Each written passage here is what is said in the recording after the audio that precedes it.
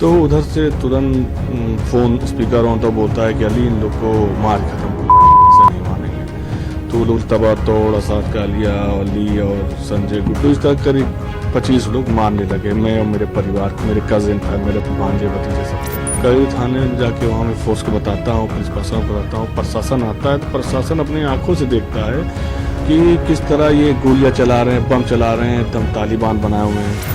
आप एक बात समझ लीजिए, अतीक अहमद का आप इतिहास उठा के देख लीजिए। उनकी नज़र में न रिश्तेदार न नातेदार, जो उनको पैसा देता था वही उनका रिश्तेदार रहता था, वही उनका बेटा हो जाता था, वही सबसे करीबी गुर्गा हो जाता था। लेकिन ये बाबा जी की सरकार है जिसमें हमने अपनी आवाज़ उठाई है, और बाबा जी की सरकार रहते हुए अगर हमारी गवाही होगी तो हम खिलाफ गवाही भी देंगे। गुड्डू मुस्लिम देखिए उनका बहुत पुराना गुर्गा है, हर कोई उसके बारे में जानता है। वो बम बम बनाना उसके लिए बहुत मामूली बात है। आप बैठे रहेंगे, आपके बगल में बैठ के बना देगा, आपको पता भी नहीं चलेगा। नाम बता दीजिए अपना।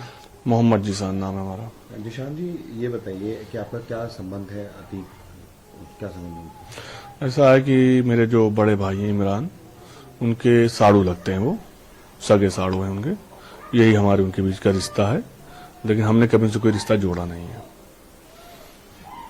क्यों आखिर वो आप पर मतलब हमला करवा रहे थे, क्या वजह थी? क्योंकि रिश्तेदारी होते हुए भी वो उसमें थोड़ा डिटेल बता। ऐसा है कि देखिए, हम अपना रियल एस्टेट का काम कर रहे थे। हमने जैसे ही ज़मीन का काम करना स्टार्ट किया तो अक्सर हमारे पास धमकियाँ स्टार्ट हो गई। जैसे उनके गुर्गे आसाद कालिया वगैरह, उनके बेटे अली, ये सब कहीं ना कहीं से हमको ढूंढने लगे, हमें टॉर्चर करने लगे।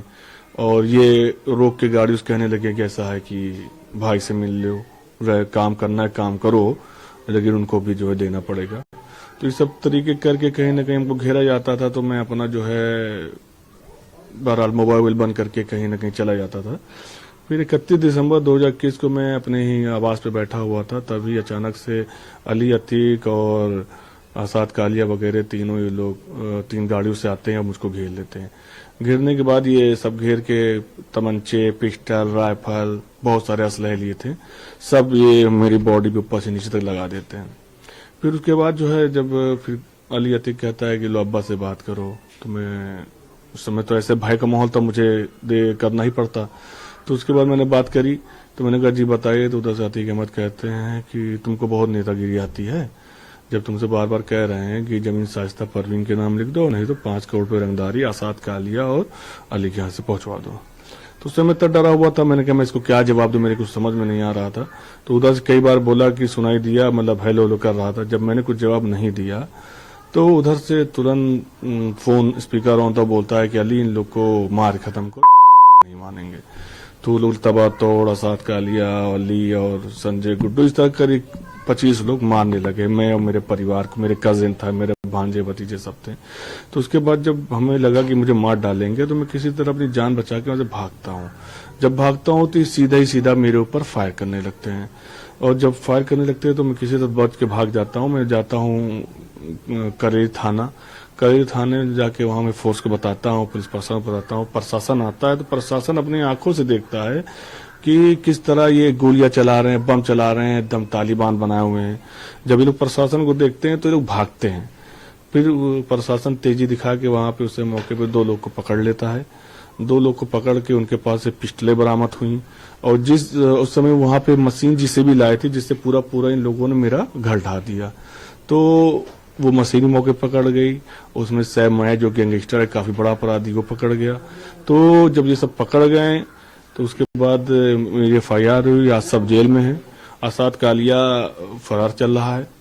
अगर वो पकड़ जाता है तो मेरा केस ट्रायल पे हो जाएगा। मैं इनके खिलाफ गवाही दूंगा, मैं इनके खिलाफ आखिरी दम तक लड़ता रहूंगा। बम भी फेंके गए थे आपके ऊपर? जी, बम भी एक नहीं, कम से कम 2500 बम फेंके गए थे। बम झोले में एक खचोली था, वो लिया हुआ था।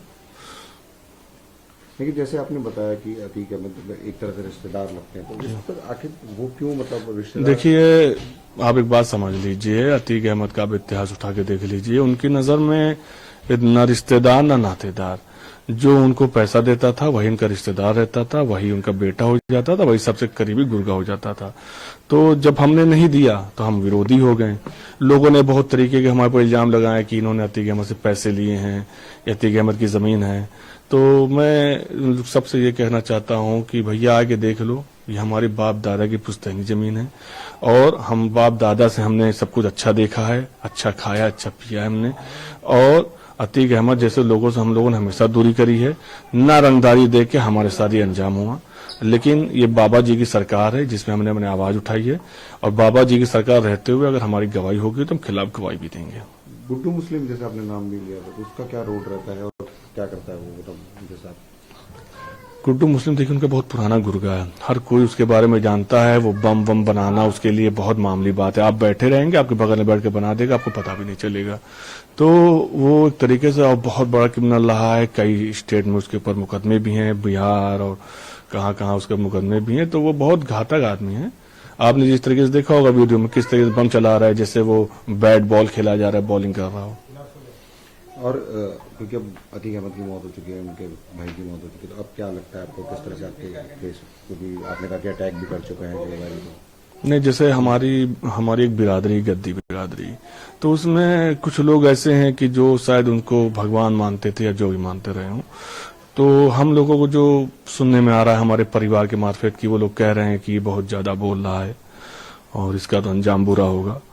जो कि मैं उन लोगों से कहना चाहता हूं कि भाई मेरे ऊपर हमला हुआ है, हम लोग को 4 साल 5 साल पीड़ित किया गया, उसकी हमने आवाज उठाई है। अब तुम्हें लग रहा है कि वो तुम्हारे अगर भगवान है तो आके मार दो हमें, फिर योगी जी को झेलने के लिए तैयार रहना। आखिरी सवाल, जैसे आपने शाइस्ता का जिक्र किया कि उनके नाम पे प्रॉपर्टी जो है वो कर दी जाए, तो वो उनका क्या रोल रहता है और किस तरह से?